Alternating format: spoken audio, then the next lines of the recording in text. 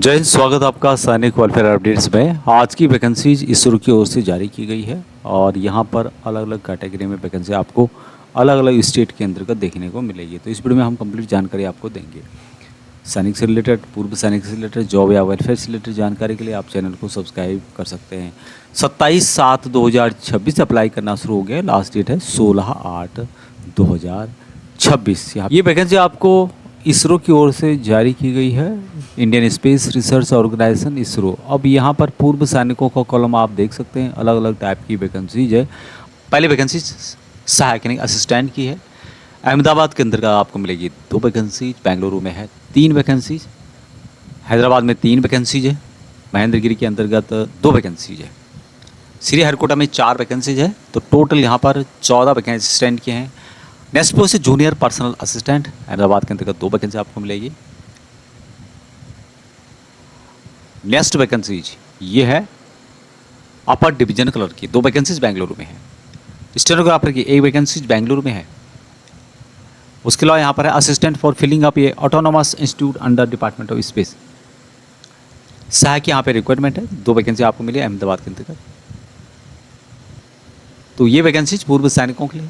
शैक्षिक योग्यता क्या क्या रखी गई है, बहुत ही इंपॉर्टेंट। सहायक परवर श्रेणी लिपिक यानी assistant upper division clerk post number 1 के लिए क्या रखा हुआ है, ग्रेजुएट होना चाहिए, मिनिमम 60% मार्क, और या फिर CGPA, जो CGPA का होता है जो CBSE बोर्ड के लिए है, उसके हिसाब से आपका 6.32 का स्कोर होना चाहिए on a 10 point scale on declaration by any recognised institute. Computer की जानकारी आपको होनी चाहिए। उसके अलावा कनिष्ठ जो व्यक्तिगत सहायक असली यानी कि असिस्टेंट स्टेनोग्राफर जो है, इसके लिए भी क्या होना चाहिए, graduate with minimum 60% mark, same यहाँ पर आपको देखने को मिलेगा। बाकी यहाँ पर 1 ईयर एक्सपीरियंस आंसू टंकन आंसू लिपि के रूप में कार्य करने का अनुभव होना चाहिए, और यहाँ पर मिनिमम स्पीड ऑफ 60 वर्ड पर मिनट इंग्लिश स्टेनोग्राफर होना, कंप्यूटर की जानकारी होनी चाहिए।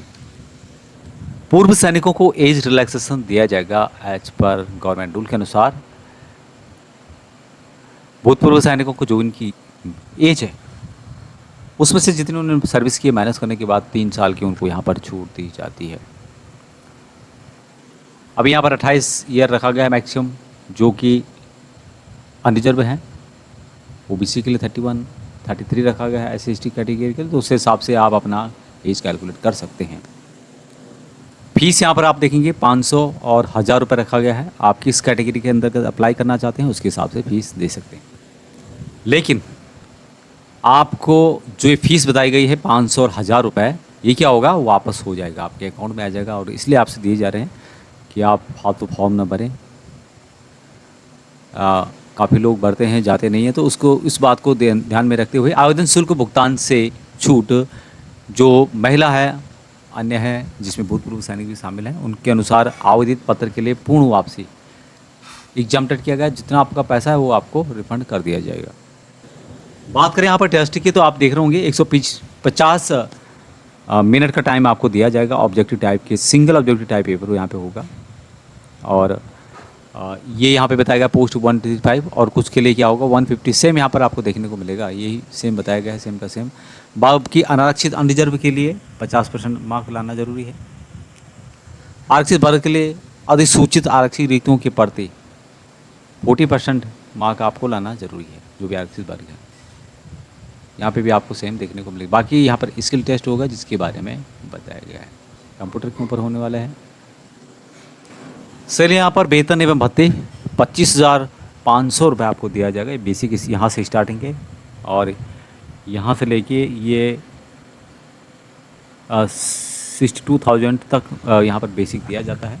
यदि हम आगे देखें यहाँ पे, तो आप देखेंगे इसके अलावा यहाँ पर अतिरिक्त जो भत्ते हैं, DA, मकान किराया भत्ता तथा परिवहन भत्ता, ये सब आपको एज पर गवर्नमेंट रूल के अनुसार दिया जाएगा। जिसमें कि सुविधा है, कैंटीन की फैसिलिटीज़ है, आवास की सुविधा, छुट्टी, परिवहन निगम, परिवहन की व्यवस्था से संबंधित, और जो पेंशन है उससे संबंधित भी आपको यहाँ पे दिया जाएगा।